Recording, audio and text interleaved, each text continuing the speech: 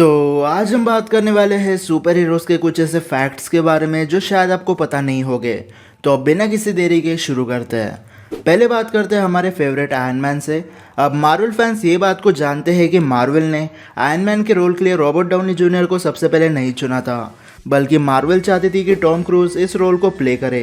लेकिन downy junior और Tom से भी पहले कुछ एक्टर्स को इस रोल के लिए अप्रोच किया गया था, जैसे निकोलस केज, जिन्होंने आयरन मैन को प्ले करने से तो मना किया ही, लेकिन 1990s में निकोलस केज को सुपरमैन का भी रोल मिलते मिलते रह गया था। केज के बाद डायरेक्टर्स ने कॉरिन फेरल को रोल देने का सोचा, लेकिन उन्होंने भी इस रोल के लिए मना कर दिया।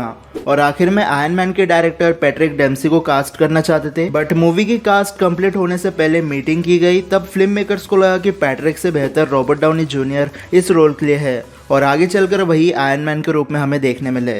सेकेंड फैक्ट, अब ये एक मिथ है कि आयरन मैन मूवी के लिए रॉबर्ट डाउनी जूनियर को सबसे पहले कास्ट किया गया था, लेकिन ये सच नहीं है। आयरन मैन की जितने भी कास्ट मेंबर थे, उनमें सबसे पहले जो ज्वाइन हुए थे वो थे टेरेंस हॉवर्ड, जिन्होंने टोनी के बेस्ट फ्रेंड जेम्स रोडी का रोल प्ले किया था।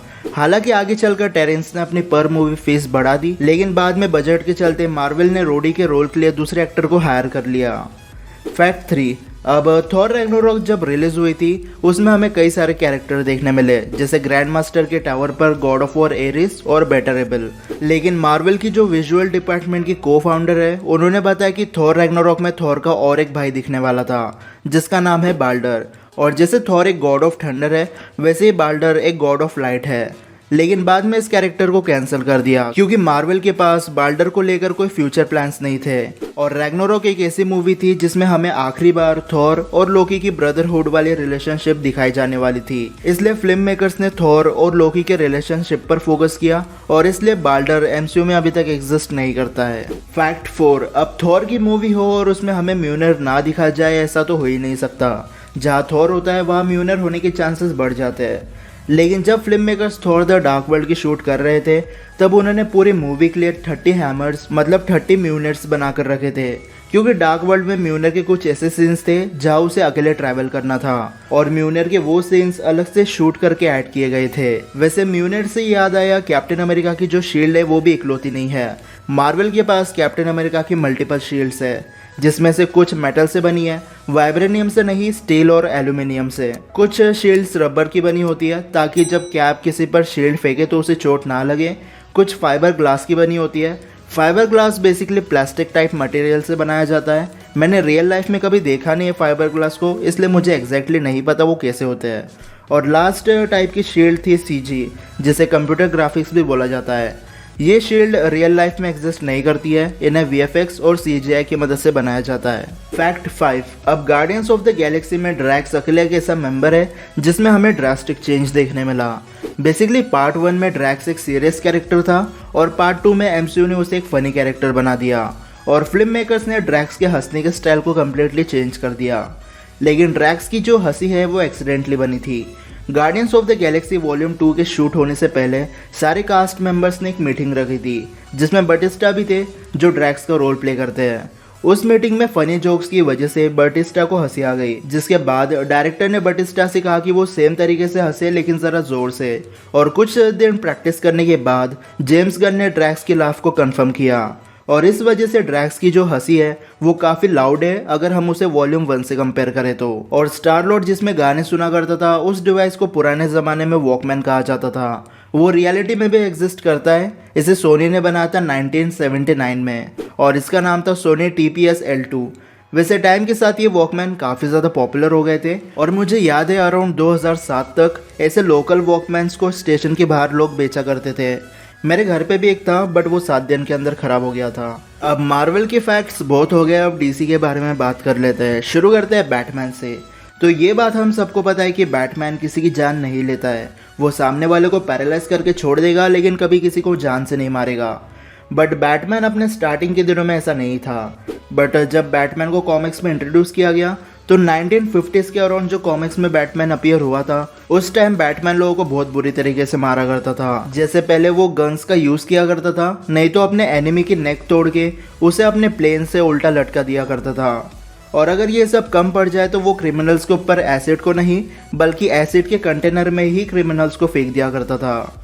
वैसे बैटमैन से याद आया कि जो स्नाइडर कट की जस्टिस लीग थी उसके 3 पार्ट्स बनने वाले थे और थर्ड पार्ट में बैटमैन की डेथ होने वाली थी।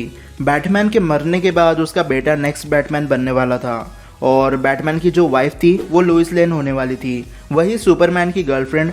अब आप पूछोगे कि सुपरमैन इस टाइम कहाँ था, तो अकॉर्डिंग टू सोर्स इस इवेंट से पहले क्लार्क केंट की डेथ हो चुकी होती है। वैसे जस्टिस लीग टीम जो है वो मूवीज में दिखने से पहले ही काफी पॉपुलर हो गई थी because of comics, but DC comic history में जस्टिस लीग पहली सुपर हीरो टीम नहीं थी। जस्टिस लीग से पहले जस्टिस सोसाइटी ऑफ अमेरिका नाम से एक टीम हुआ करती थी, लेकिन स्टोरी लाइन या फिर ज़्यादा टीम मेंबर्स होने की वजह से ऑडियंस ने उन्हें ज़्यादा पसंद नहीं किया।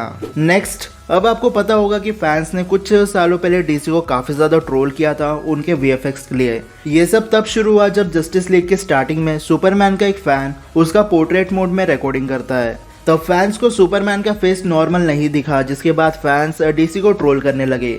अब अगर किसी ने हेनरी कैविल की मूवी देखी है तो वो देखते ही समझ जाएगा कि यहाँ उनके फेस पर से कुछ हटाया गया है और जो चीज़ यहाँ से इरेज की गई थी वो थी हेनरी कैविल की मूंछ।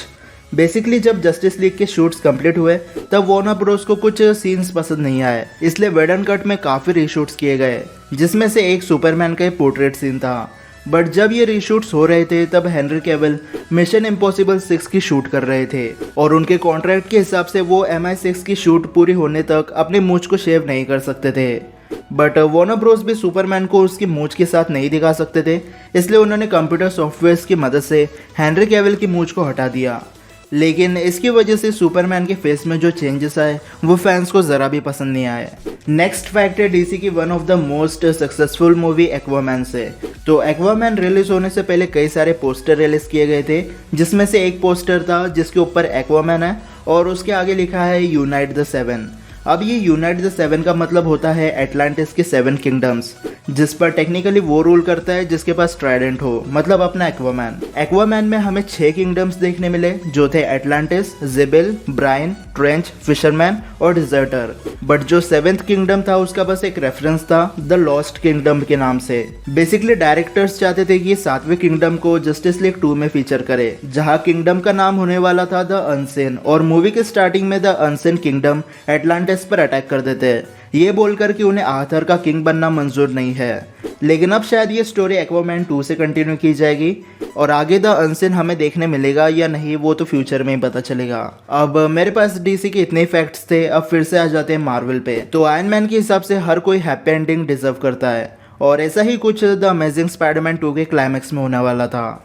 स्पाइडरमैन और ग्रीन गॉब्लिन के फाइट के दौरान ग्वेन मारी जाती है और इस मूवमेंट को सुपर हीरो यूनिवर्स के सबसे इमोशनल मूवमेंट में से एक कहा जाता है। बट ग्वेन के डेथ के बाद फिल्म मेकर्स चाहते थे कि वो पीटर के सामने एमजे मतलब मैरी जेन को इंट्रोड्यूस करे, जो ऑफ कोर्स आगे चलकर पीटर की गर्लफ्रेंड बन जाती।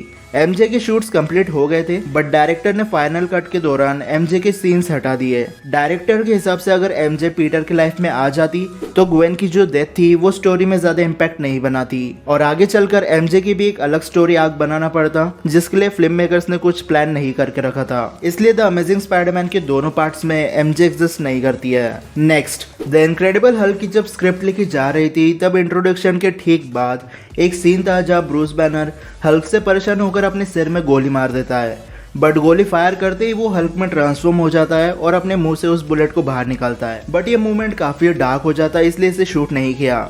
लेकिन आगे चलकर दी एवेंजर्स में जब सब शील्ड हेलिकैरियर में होते हैं तब ब्रूस बैनर सेम यही कहानी सुपर हीरोज को सुनाता है। अब इतने सारे सुपर हीरोज की बात कर ही ली है तो कैप्टन मार्वल की भी कर लेते हैं। तो फाइनल फाइट से पहले मोनिका कैप्टन के सूट्स का कलर चेंज करती है, लेकिन कुछ कलर सूट पर अपीयर होते हैं वो कॉमिक कैरेक्टर को रिप्रेजेंट करते हैं, जिसे ब्लैक एंड गोल्डन रिप्रेजेंट करते हैं कॉमिक के मिस मार्वल के कॉस्ट्यूम को, रेड और ऑरेंज रिप्रेजेंट करता है डीसी कॉमिक के कैप्टन मार्वल को, जिसे आज हम शेज़ाम के नाम से जानते हैं, और ग्रीन वाइट रिप्रेजेंट करता है कॉमिक क्री वासियों को। अब कैप्टन मार्वल के साथ कैप्टन अमेरिका को भी कवर कर लेता है। तो कैप्टन अमेरिका फर्स्ट एवेंजर पहली मूवी नहीं थी जिसमें हमें कैप्टन लाइव एक्शन में देखने मिला। इनफैक्ट MCU बनने से पहले भी कैप्टन लाइव एक्शन में अपीयर हो चुका है, जिससे 1944 में एक सीरियल आया था, टाइटल कैप्टन अमेरिका ही था। उसके बाद 1979 में एक टेलीविजन मूवी आई थी सेम ईयर उस मूवी का सेकंड पार्ट भी आ गया था और फोर्थ मूवी आई थी 1990 में। इसके बाद कैप के कुछ एनिमेटेड शोज देखने मिले जिसे हम लाइव एक्शन नहीं बोल सकते, और कैप्टन उसके बाद सीधा अपीयर हुआ captain America the first Avenger में, जो रिलीज हुई थी 2011 में। और कैप्टन अमेरिका के साथ आज के फैक्ट्स भी यही खत्म हो जाते हैं।